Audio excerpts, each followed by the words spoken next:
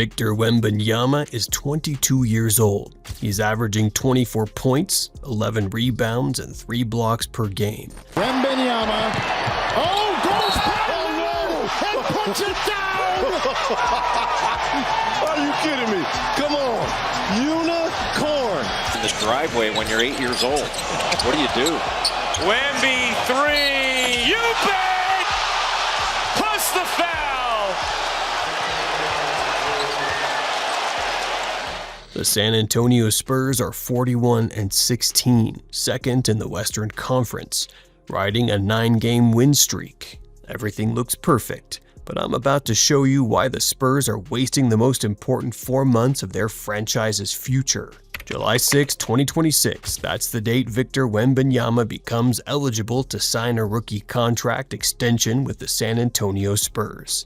We're talking about a 5-year deal worth between $252 million and $303 million, the richest contract in Spurs history, and it's 4 months away. Now, if you've been watching the Spurs this season, you'd think this is a formality.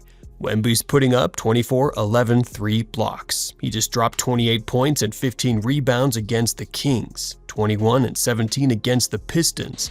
The kid is a walking cheat code. The Spurs are winning. They're 41-16. They've won 9 straight games. They have De'Aaron Fox running the point. They look like a playoff team for the first time since 2019. So, what's the problem? February 6, 2026, the NBA trade deadline. 29 teams made moves. The Cavaliers got James Harden. This is stunning for the entire NBA. The Clippers and James Harden are now working together to find him a trade out of LA. Cleveland Cavaliers have emerged as the most serious team so far in this conversation. The Bucks are chasing Giannis. The San Antonio Spurs, they made 0 trades. ESPN's Tim McMahon reported that the Spurs front office wanted to see what the young core can do in the playoffs before making any major moves. And that's when I realized the Spurs are about to make the same mistake that cost them Kawhi Leonard. We and I think everybody else who follows the NBA are like, okay, hold on. We got to take the Spurs seriously as contenders. And then Mike, they laid a couple eggs. Because I've seen this movie before, and it doesn't end well. Let's talk about what the Spurs actually have right now. De'Aaron Fox, all-star point guard, 25 points, 6 assists per game. He's great. He's exactly what Wemby needed. Fox. Against Levine. Fox, yes. Possession to get him the ball. They double-teamed Wemby, so CP took the 3. There we go. Great read. There's Fox.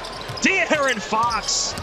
Stephon Castle, Dylan Harper, Harrison Barnes, Keldon Johnson. Solid role players, young, athletic, high energy. But here's the problem. None of them are all-stars. None of them are closers. None of them are the second superstar that championship teams need.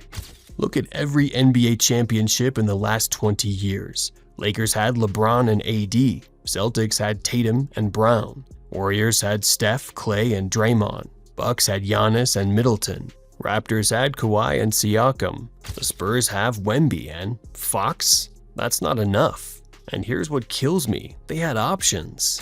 Giannis Antetokounmpo was available. The Bucks were shopping him. Giannis, are you signing the extension with Milwaukee?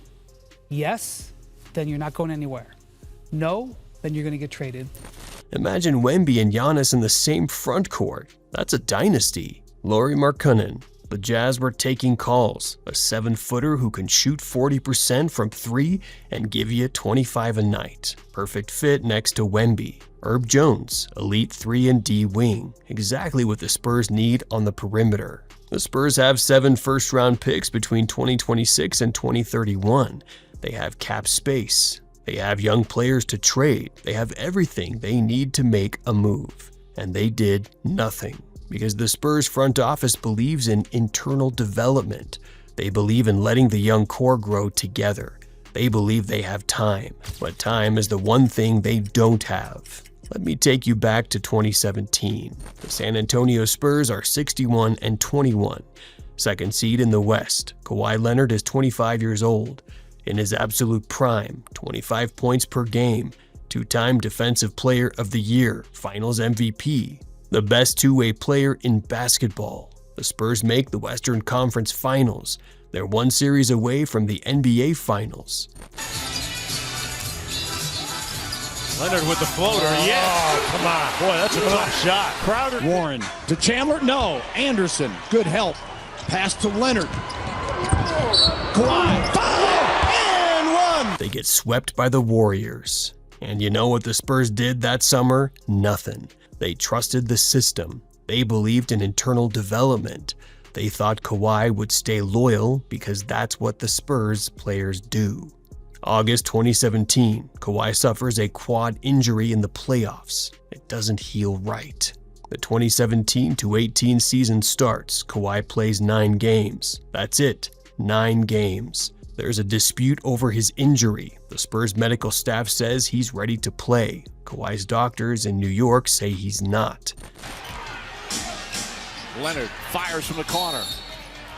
And Leonard goes down again. And he's in pain again in front of the Spurs bench. The relationship fractures. Kawhi stops showing up to games. He stops communicating with the front office.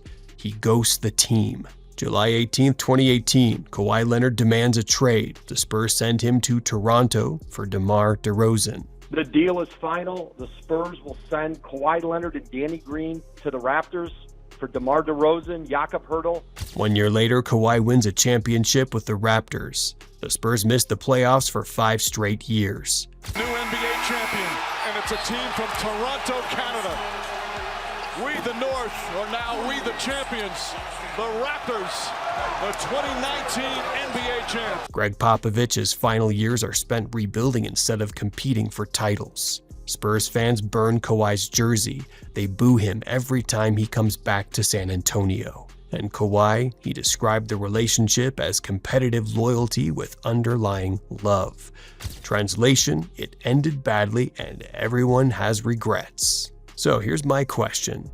What did the Spurs learn from that? Because it sure as hell doesn't look like they learned anything. You want to know who else is making the same mistake right now? The Oklahoma City Thunder, 45-14, best record in the NBA. Shai Gilgeous-Alexander is an MVP candidate.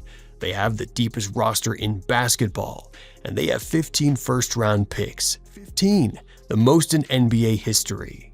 You know how many trades they made at the deadline? 0.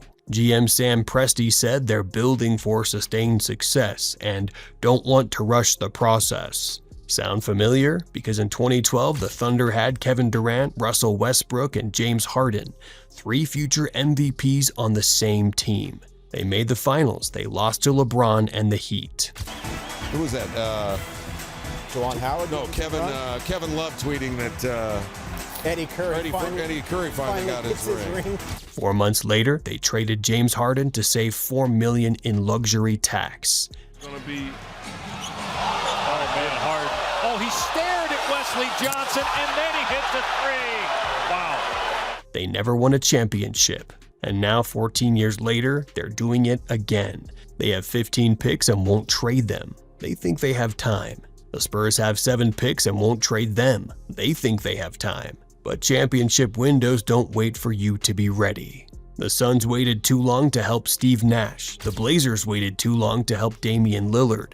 The Pacers waited too long to help Paul George. And all of those players left. So, why would Wemby be any different? July 6, 2026, 4 months from now, Victor Wembanyama will be eligible to sign a 5-year, $300 million extension with the San Antonio Spurs. And he'll sign it. Of course he will. It's $300 million. You don't turn that down. Just like Kawhi signed his extension in 2015, a 5-year, $90 million deal. 3 years later, Kawhi demanded a trade. Because signing the extension doesn't mean you stay. It just means you're locked in. And if the team doesn't hold up their end of the deal, if they don't go all in, if they don't trade for help, if they don't show you they're serious about winning, you can always demand a trade later. So, here's what's going to happen. The Spurs will make the playoffs. They're 41-16. They're locked in. They'll probably win round 1. Then they'll face OKC or Denver in round 2. And they'll lose in 5, maybe 6 games because Fox and Wemby aren't enough. And Wemby will sit in that locker room and he'll think, we had 7 picks, we had cap space, we could have traded for help, and we didn't. Then July comes, he signs the extension because he has to, but he's watching, and if the Spurs don't make a move next summer, if they run it back with the same roster, if they keep hoarding picks, if they keep saying, we need to see what the young core can do, he's gone. Maybe not immediately, but in 2 years, 3 years max, he'll demand a trade. And Spurs fans will burn another jersey.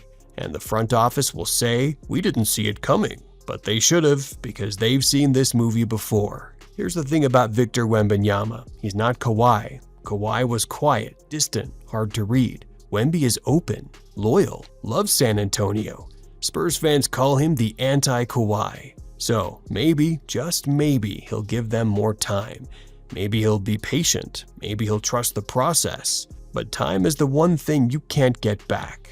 And championship windows close faster than you think. The Spurs have 4 months to prove they learned from Kawhi. 4 months to show Wemby they're serious. 4 months to stop wasting the most generational talent they've had since Tim Duncan. And right now, it doesn't look like they have. So, what do you think? Should the Spurs have traded for help at the deadline, or am I overreacting? Let me know in the comments. And if you want to see what happens when teams do go all in for their stars, watch this video on the Lakers-Luka trade. Because the Lakers just bet their entire future on one player, and I'm about to show you why it's going to backfire. Hit subscribe if you want more NBA deep dives just like this. I'll see you in the next one.